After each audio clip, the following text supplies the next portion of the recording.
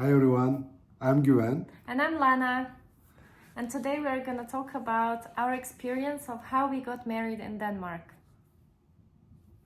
So earlier this year we got married in Copenhagen. It's a beautiful city. Denmark is a beautiful country to get married to. At the time of our decision making, we actually were living in Germany. Now we are located in Bahrain, so that's a story for another video. But we wanted to share our experience and give you a couple of tips on why Denmark, why not Germany. I think it should be easy. Why not Germany? That's true. Why is it? Because it is 1, 2, 3 bureaucracy. Bureaucracy. Too many paperwork and too much time. Too much time that we were asked to wait. We were living in Frankfurt in Germany, and when we went to our authorities to request for marriage license, they gave us a huge list of documents that we needed to provide, first to get the marriage approval, and secondly after that there would be some hoops again to jump through choosing the date. Yeah, but the main reason is we are both Ausländer, foreigners actually. That's the reason we can say. Yeah. If you are German, born in German and raised in Germany, you live in Germany, it should be straightforward. Exactly. But if you are a foreigner, it's a bit complicated because I believe the rationale behind this, maybe they are not trusting the documents that you provide or what, I don't know. I think so, yeah. Anyway, so they expect you to bring a lot of documents from your own home country and deliver it. Actually, when we applied for this marriage to Germany, we officially applied. I was German and Lana was British and also Russian. Yeah. We at the end of the day, I'm also originally Turkish. We realized that it's getting very complicated for them because they are asking documents from Russia, Turkey, UK. It was very complicated. Yeah, it was very tough. And actually, there were some quite strange things that they've asked for. For example, they asked me to provide my payslips, 3 months of payslips. So it made me wonder, if I were not employed, what would be the outcome? So you are not allowed to marry if you don't have money. Well, first you should pay your taxes. I don't know if that's the case, but that was my question. So anyway, we didn't have to go through this. But apparently divorced people have even further complications. For example, the funniest one. That's the funniest. So then the person is asked to request their ex-spouse for kind of permission or confirmation on their divorce, even though they have a divorce certificate in place. So anyway, it's quite strange, and that's why we started looking for alternative solutions or options for us. Because of the bureaucracy. Yeah, because of the bureaucracy and the waiting time, we wanted to close it as quickly as possible. So the two places that come out on the internet is Gibraltar and Denmark. But actually Denmark is the easiest option because of the proximity to Germany, and everything can be done online. So you send your application, which is super straightforward. There is only a few questions that you need to complete. Then you need to provide your documentation like passport, or in my case, because Britain is not part of the EU, I had to also provide my residency permit in the EU. And actually, there is few options. The first option is that you can go with an agency. There are certain agencies helping you to get married, like Getting Married in Denmark, or I think Married Abroad Simply is the other one. There are a couple of companies helping you with that, and we decided to go through ourselves, right? So we applied for it because it seemed easy, actually. To be honest, it seemed easy. It's just a form, and you. The form is the first request. The second request was to upload scanned passport copies, and we thought how complicated could there be. We didn't want to pay an agency fee, which was approximately 300 euros. It's not that much, actually. Yeah, it's not that much for a simple service. That they would guide you, but I mean, you can make your own decision based on our experience. And in contrary to Germany, everything is online, so you can upload your documents online. You get all the responses online, and if something goes wrong, you are again expected to complete things online. So it was, from that perspective, digitization perspective, it was a good experience. But on the other hand, we had some issues. On the other hand, exactly, we had an issue. So we didn't properly read the guidelines. So lesson number 1: read the guidelines That's my mistake. on the website. So when they ask for passport scan, it doesn't mean scan. They actually mean taking a photo of every page of your passport several times from different angles and sending it to them. So we actually resubmitted the documentation. There was not that much to submit. So the application form and your passports and residence permit. Exactly. You don't even need to submit your proof of single status, which was really great. So bureaucracy is kind of non-existent there, it seems like.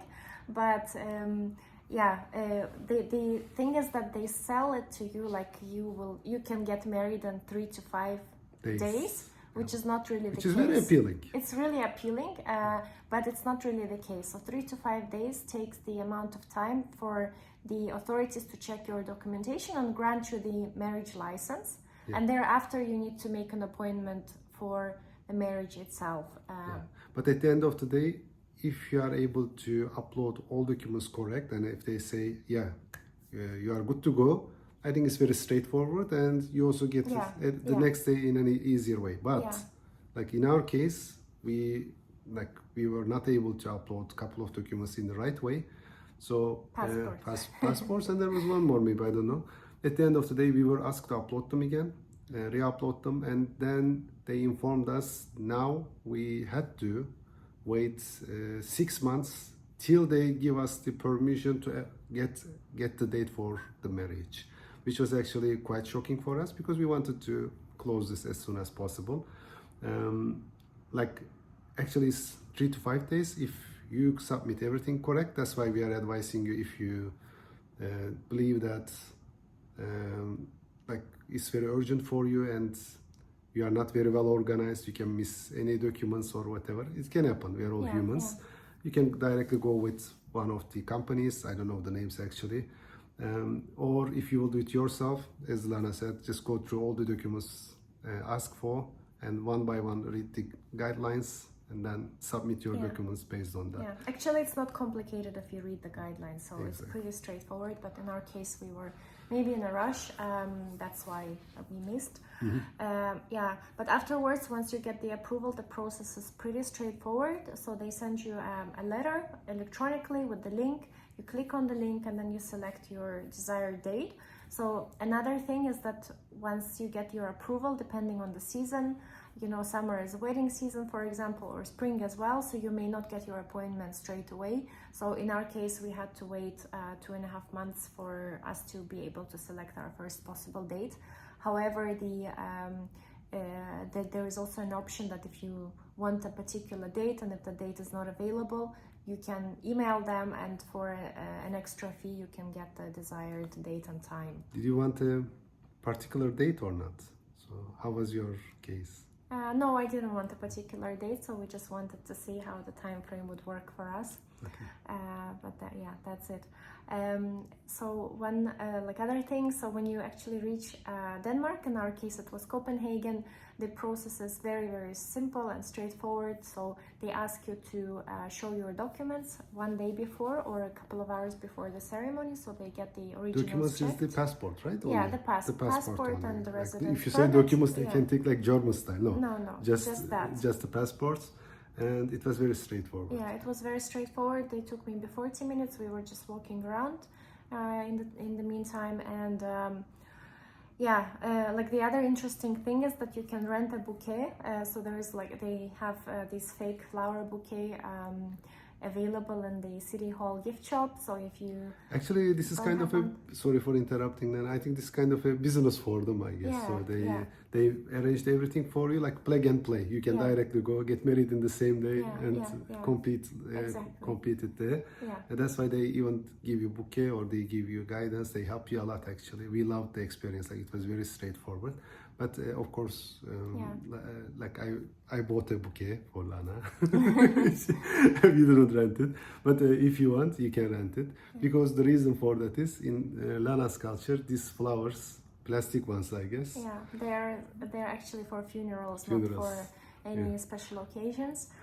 So I definitely didn't want one like that. Yeah. So another thing to note is that Denmark is quite expensive to get married in, but we thought it was worthwhile because Copenhagen is really beautiful, and we had a photographer which we found online. It was an amazing photographer. We really enjoyed having our pictures taken. I'm not very good at posing, but she made us feel comfortable. We can also maybe put the names if they are interested. They can get in touch. And also makeup artist. Yeah, I had a makeup artist as well who came to our hotel room on the day of the wedding, and she prepared me for the... And made your hair as well. Yeah, my hair as well. She made my hair as well. It was really nice, very pleasant experience, and I would definitely recommend that. But I will also include the prices, approximate prices of what we've researched. But of course, we wanted quality and a relatively good service, I would say, because this is a memory for a lifetime, which really was. I mean, it was really, really memorable. Yeah, so I think that's all. But one more thing, if you are planning to go abroad or present your documentations abroad, meaning like outside of the European Union, because the document that you receive is actually in 5 different languages, so in Germany or in another European country that's accepted, so you don't need an apostille service. But in our case, we were then going to another country, and we had to present this document to the embassy of that country, and unfortunately they only accept apostilled document. But in any case, I would advise to get apostille or not. So it may be required. If you are foreigners, you may need to change countries or whatever. It's kind of proving that it's an original document. And it was also very straightforward. How was your experience? Yeah, it was straightforward. So actually, if you do it in country, like at the date of the marriage, you have to still submit your documents by a certain time. Then you need to wait for a couple of days for the document to be ready. So that was not the case in our case, because we wanted to only spend 2 nights in Copenhagen and go back to Germany. But if you have longer time to stay and if you want to do everything yourself, you can also do it yourself. But what happened in our case is that we contacted Getting Married in Denmark for apostille service only, which at this current time costs 250 euros, which includes them getting an apostille for you, the fee for the apostille, and the postage back from them to you. Yeah, so I was afraid had to pay for extra, like the postage from Germany to Copenhagen. Exactly. I was afraid we may need to go back to Denmark, but it wasn't the case. As I said, everything is digital with Denmark, which was really good. I hope in Germany also in near future we will have similar things. Yeah, it was an easy experience from that point of view. On the other hand, Denmark was very nice. The restaurants was very nice. Streets were beautiful. We really had a great experience. We had a great experience. The hotels were also a bit like, I would say, old but gold. They were like, architecture was beautiful. Yeah. And the people were wonderful. So everyone congratulated us on our way from the ceremony, from the city hall. We were walking around with our outfits, and it was really, really fun. You were gorgeous. You too. So why we shoot this video is actually, guys, so we want to share this experience. It may also help you, because we were really struggling to find a solution for our case. And if you are a foreigner in a country, and even if you are, let's say, a citizen of that country and your spouse is not the same citizenship, you may be struggling, and hopefully this video will help you. That's the idea. I hope it will help you guys, and please like share your comments, and I hope we will be in touch with you guys. If the video was useful, please like our video. We would like to hear from you, and good luck getting married in Denmark or wherever you are. Exactly. Bye bye.